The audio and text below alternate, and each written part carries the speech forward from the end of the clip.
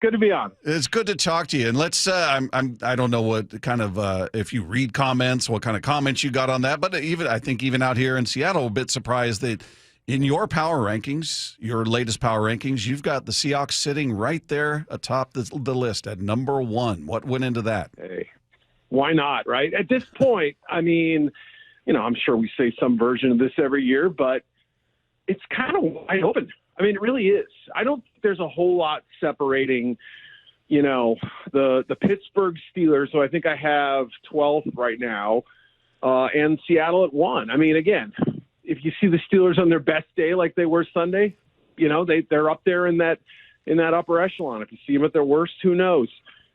It's not like Seattle's been perfect, but boy, I've been impressed with them at their very best. You can still beat a good team like the Texans and have as sloppy a night as they did in terms of turnovers and stuff. And yeah, I mean, again, some of this is a little bit reactionary, but I felt like, boy, after kind of making the mistake of bumping them down last week on bye, just because I was like, well, I'll get them back up there eventually. I'll give some other teams some shine. I kind of learned the hard way about that one. Hey, Eric, how much do you think it was? We were kind of speculating that they went and got Shaheed because they wanted to get Sam Darnold more weapons, but then also because I think everybody had kind of a question with Sam Darnold, and rightfully so. I think just the way that he started his career and then the way he finished last year, I would say it was fair to be somewhat skeptical, but I don't know now. I mean, it just looks like that's the reason they went and got him. What are your views on Sam Darnold? Yeah, I'll be totally honest. First of all, I mean, when I saw kind of the slew of offensive moves from the Seahawks this offseason, I kind of shrugged a little bit. I didn't know what direction they were going. I sort of didn't see the big picture. I thought, I don't know if this cup thing's going to work. And, Sam comes with the questions you just laid out. And, is there an identity of this offense? Well, it's to throw the football. I mean, I understand that they can run it effectively, and that's a big part of their put teams away part of their game, and they still do it obviously to keep people honest, and they have 2 backs they like, but they're a throwing team now. I mean, Darnold has earned enough trust to where you want him taking shots, and you're able to put a team away like the Commanders. Now, granted, their defense is down bad, and obviously the Jaden injury kind of sunk them even further, but to go in their house 3 time zones away and whip a team like that, I mean, Dan Quinn usually has his guys prepared. You don't see them get boat race quite like that very often. So I think that just sort of enhanced the idea that, look, you don't know what you're going to get out of Cooper with the heel, and is it going to keep lingering? And then, do you have another option that you really, truly trust? Torrey's obviously been great. The tight ends have been terrific. You don't need to say anything more about what Jackson's done this year. But having that one other deep threat just to draw the safety's attention away and pull another guy out of the box and give you somebody downfield to throw to, kind of further, enhances the idea that they are a second and third level passing team that, can use play action and do all kinds of fun stuff. And yeah, I mean, it's exciting. I think it's kind of a different identity than I imagined them having a year ago, but so far it's worked out really nicely. Eric, do you remember where you had them at the beginning going into the season? Because that's something we talked a lot about on this show, was just sort of the national perspective on this team was that they were going to take a big step back. And I think the average number in Vegas of win total was 7.5, which was up from the previous year of 6.5. But Dave and I were sitting there going, man, this looks like a double-digit win team to us, and we think this is a playoff team, barring significant injury, obviously. But where did you have them? What was your thought about this team before they had a snap in the regular season? Yeah, I mean, I was writing last night. I had trouble remembering where I had them 2 weeks ago. So I'm guessing, but I think I had them around 14 to start the year, something like that. I mean, I liked a lot of aspects about this team coming into the year. Again, it was just sort of like, I kind of wanted to see it first, right? I wanted to see who was Jackson going to be that true number 1 receiver. Check that one off, right? I mean, there's no questions about that now. Could the tight ends produce? Yes. Will the offensive line hold up? So far, I think so. Yeah, and Darnold's obviously passed with mostly flying colors. Honestly, I thought he had a couple of so-so games heading into last night, but again, or not last night, the other night. But yeah, I mean, just ending all the sort of the questions about whether they could continue to be explosive or not. I think that's been checked off. But defensively, I mean, they've really only been tested one game this year, and that was the Bucs game. And I think that front seven is about as good as it gets right now. I mean, obviously with the trade deadline movement, we'll see, but I mean, that's a pretty good unit right there. Eric, I think the one team that scares everybody here in the division is the Rams, because they split with them last year. But I mean, in that last game, they pulled all their starters and had Jimmy Garoppolo, running quarterback, and the Seahawks beat them. But I don't know. It just seems like maybe it's because they've had our number over the last 10 or 15 years. But is that maybe one of the bigger threats? How do you view the Rams? Yeah, no doubt. I mean, I would say Matthew Stafford's an MVP candidate right now. I know everyone's, likes to give it to the, the same two or three guys every year, but, he's got to be up there with his touchdown interception ratio and the way he's playing. Obviously, Puka Nacua every single week you're having to ask, is he going to be available or not? That's a problem. That is something that kind of holds me back from loving them as a team. I mean, I think at full strength, he and Devontae and, again, they have they have the young tight ends they like too, Ferguson. The backs are starting to perform there too. So there's kind of a similar makeup in some ways. There's similar qualities, pass rush, passing game, big explosive plays. I mean, there's some overlap there. And I don't think there's much separating the two teams. Like you said, obviously the head-to-head thing is always something that worries you. But, yeah, I mean, if they're Stafford's health, is every couple of years is an issue too. He's got chronic things that have held him back, and by the end of the season, plus they got kind of a kicking situation.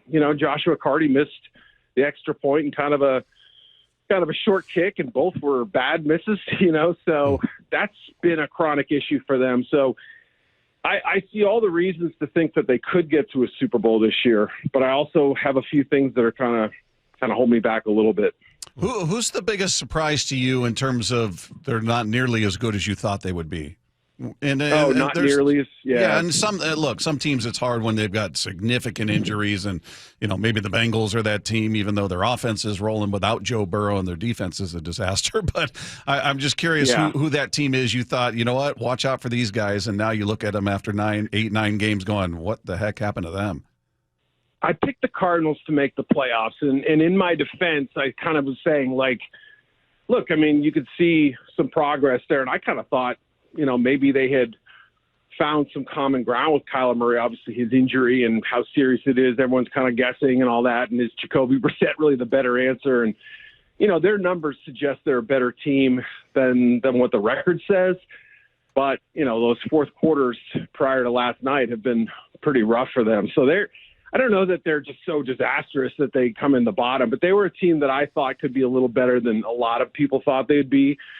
Obviously Bengals, when Burrow went down, that really, drove a stake through them. And then when Joe arrived, you thought maybe it was the savior, but, their defense has blown the last two games in heartbreaking fashion. So it continues to get more painful. I cannot believe that they didn't trade Trey Hendrickson. Do you still harbor hopes of pulling this thing out? Or I don't know what, I guess I'm just wondering what the hang up was. Was it the cost? Were they not getting much back? So they've got to be on that list too. But yeah, there've been a few sort of big ones, and those are among them, I guess. Hey, Eric, I was saying earlier, I would rather face Kyler Murray than Jacoby Brissett, but right. I don't know. I don't believe in him. And look, I don't have anything against him. I mean, I don't like some of the things that I read about him, but, I don't know. I'm kind of mixed as far as his leadership and everything goes, but what do you think about him? Yeah, I mean, Brissett, when he's run the offense, they've scored 27, 23, and 27 points. Kyler Murray's had some 15-point games, and they're averaging about 20 with him there. So it's not a vast difference, but 3 to 7 points, it's an additional score per game.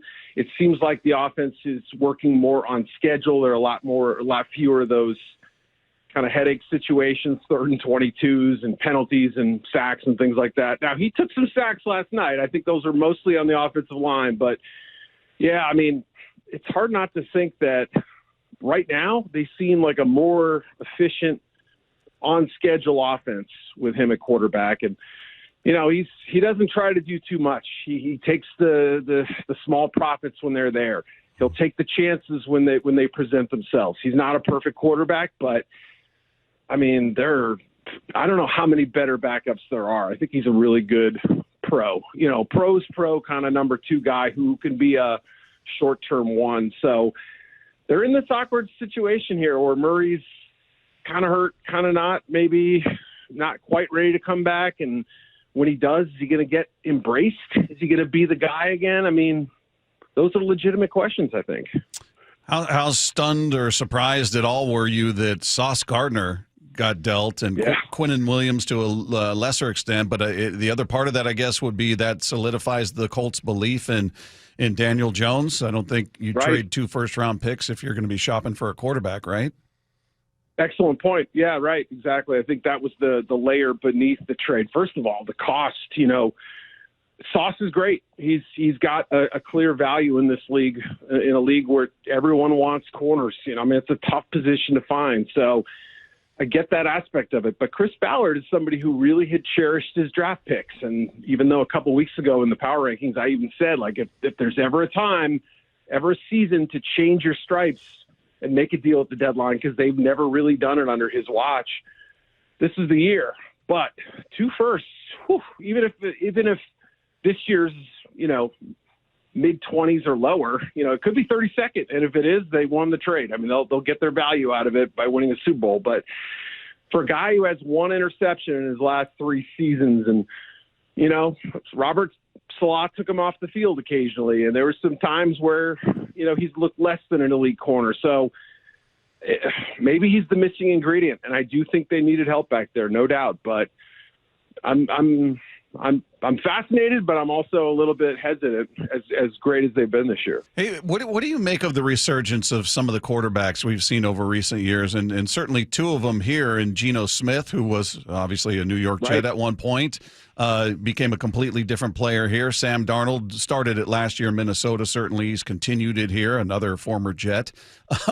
We see it with Baker Mayfield. We see it with Daniel Jones now. I mean, is that teams being too impatient with young guys? Is it throwing them in the deep end too quickly and maybe they just need a year of development behind a veteran?